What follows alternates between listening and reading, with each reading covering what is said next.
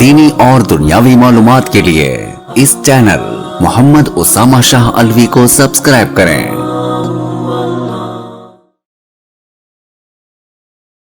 نحمده ونصلي على رسوله الكريم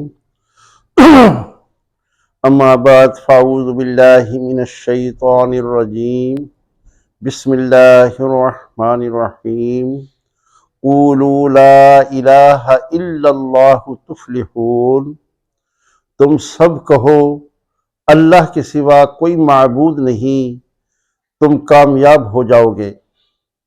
سبحان ربک رب العزت عما یصفون وسلام علی المرسلین والحمد للہ رب العالمین۔ کل کلمہ کے فرائض میں سے دوسرا فرض کہ سمجھ کر پڑھنا، اس کے بارے میں بات ہو رہی تھی کہ جو ہم کلمہ میں کہتے ہیں کہ اللہ کے سوا کوئی معبود نہیں، معبود کا معنی ہے جس کی عبادت کی جائے، اور عبادت کا معنی ہے ماننا۔ اگر اللہ کی بات مانیں گے تو اللہ کی عبادت، اگر اللہ کے علاوہ شیطان کی بات مانیں گے تو وہ شیطان کی عبادت۔ اور اس کے ذیل میں میں نے بتایا تھا کہ عبادت جو ہے یہ 3 قسم کی ہوتی ہے، جیسا کہ نبی اکرم صلی اللہ علیہ وآلہ وسلم خاتم النبیین جب معراج پر گئے، اسی جسم اور اسی روح کے ساتھ گئے، تو اللہ تعالی شانہ نے پوچھا، فرمایا کہ میرے لیے کیا تحفہ لائے ہو؟ تو آپ صلی اللہ علیہ وآلہ وسلم نے فرمایا، عرض کی، التحیات للہ والصلوات والطیبات، کہ اللہ میری تمام عبادات جو زبان سے ادا ہوتی ہیں، جو جسم سے ادا ہوتی ہیں، جو مال سے ادا ہوتی ہیں، پیسے سے ادا ہوتی ہیں، یا اللہ ساری کی ساری عبادات صرف اور صرف تیرے لیے ہیں۔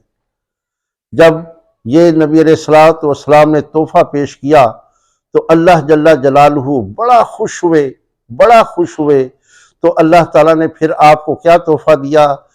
السلام علیکہ ایہا النبی ورحمۃ اللہ وبرکاتہ۔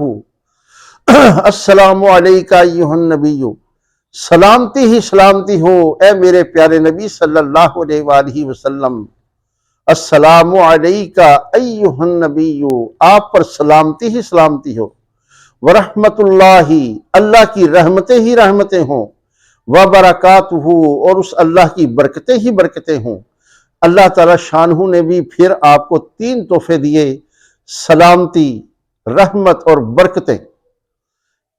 نبی علیہ الصلوۃ والسلام نے جو 3 عبادات کا ذکر کیا، قولی عبادات، جسمانی عبادات، مالی عبادات، اس کے بارے میں نے کل بتایا تھا کہ قولی عبادات کسے کہتے ہیں؟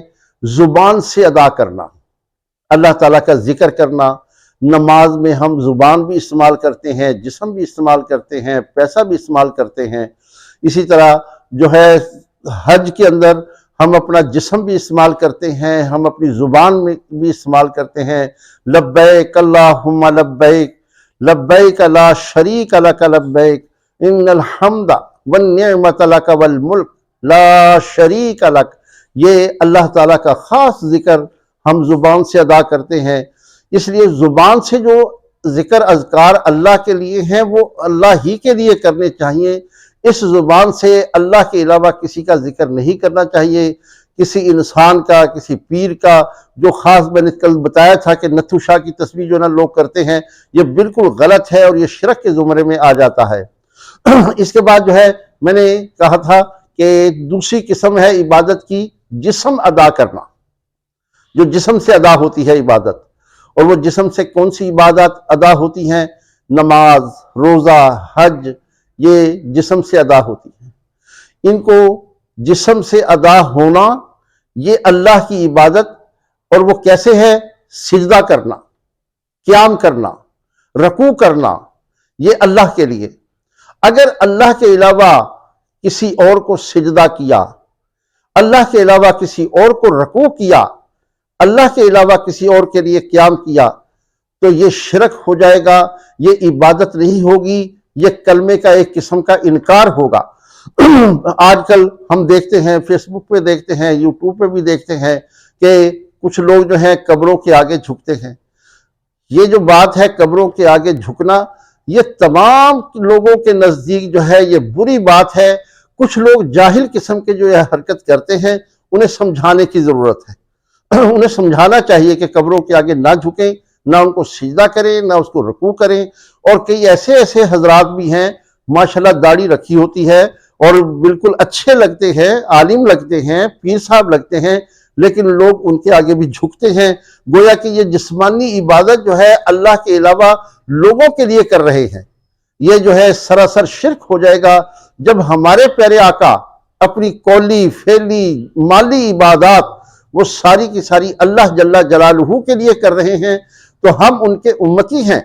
ہم نے بھی اپنی تمام کی تمام عبادات جو قولی ہیں، مالی ہیں، جسمانی ہیں، فعلی ہیں، یہ ساری کی ساری اللہ ہی کے لیے کرنی ہے۔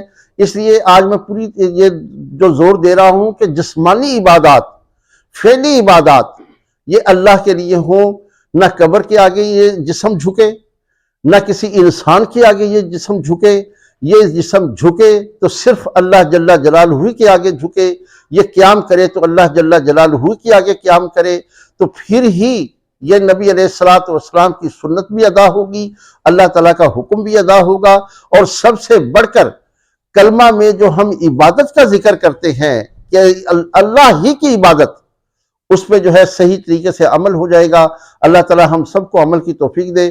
کل میں انشاءاللہ مالی عبادت کے بارے میں ذکر کروں گا۔ اللہ تعالیٰ ہم سب کو عمل کی توفیق نصیب فرمائے، دنیا آخرت کی کامیابیاں نصیب فرمائے۔